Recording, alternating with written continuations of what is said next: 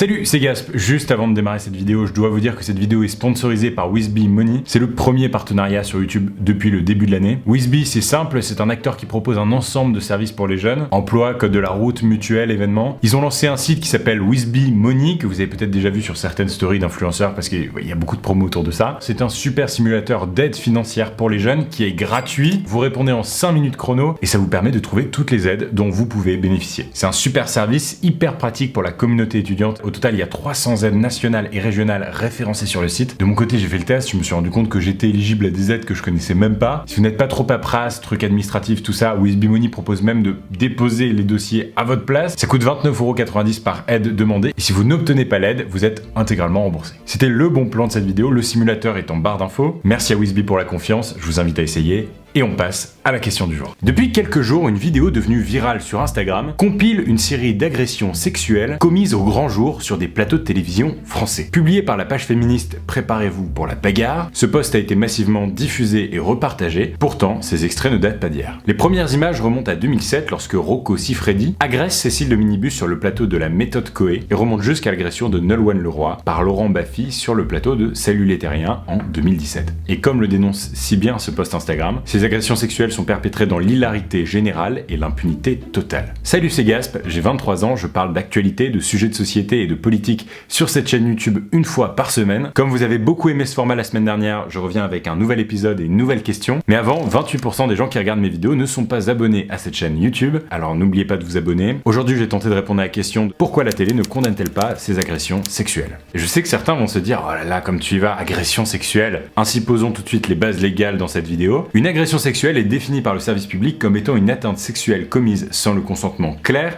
et explicite de la victime, par exemple dans ce cas-ci des attouchements. Il s'agit d'une infraction punie par la loi. Pour définir si ce sont des agressions sexuelles ou pas, regardons ces extraits. Vas-y Rocco, sors ta quéquette. Sors ta quéquette, Rocco. C'est ça qu'il faut faire.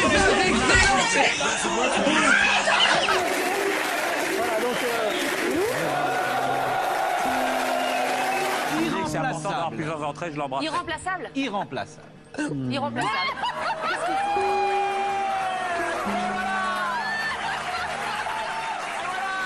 Ça vous dirait d'embrasser Jean-Michel Maire? Bah oui, évidemment. Et elle dit je préfère Robert. Si. Elle est très emballée. Non. Elle a dit oui. Elle a dit oui. J'ai dit non. Quoi? Vraiment? Pourquoi? Elle a dit quoi? Non, elle a dit non. Elle a dit pour quel motif, s'il vous plaît? Il y a des personnes qui me regardent et... Il y a quelqu'un qui vous regarde? Oui. Bah on peut faire ça en coulisses. Hein. Ouais. Bon, on y va maintenant. Allez, alors un petit smack, comment? Un petit smack, juste un smack. Un smack. Oh. Ici c'est très clair, le consentement n'y est pas. Or les agressions sexuelles sont punies de 5 ans d'emprisonnement et de 75 000 € d'amende. Ces dernières ont été perpétrées devant des centaines de milliers voire des millions de téléspectateurs. Pourtant rien n'a été fait. C'est pas comme si en France il y avait une police du PAF, quelque chose mis en place par l'État qui pourrait éventuellement intervenir dans ces cas-là.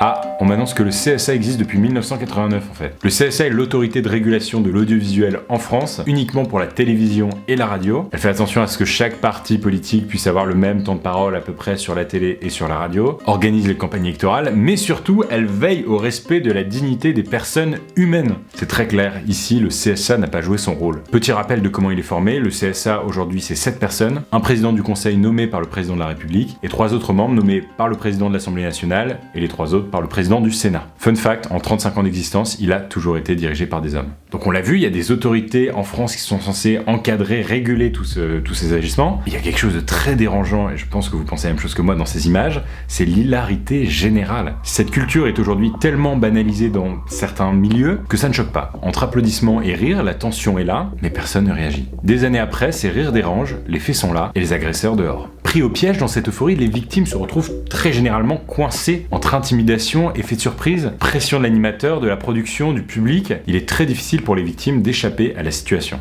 Le lundi 22 mars, Pierre Ménès, mis en cause 2 fois dans ce post à travers 2 extraits différents, s'est exprimé sur TPMP, une autre émission mise en cause, Cyril Hanouna, mais surtout sur une émission et une chaîne qui appartient à Bolloré. Pierre Ménès dit regretter ses actes, mais malgré une enquête en cours, il n'a toujours pas été licencié.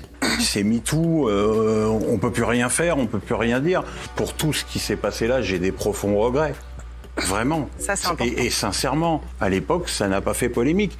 À l'époque, quand j'embrasse Isabelle Moreau pour la 100e du CFC, tout le plateau est hilar, tout le public applaudit.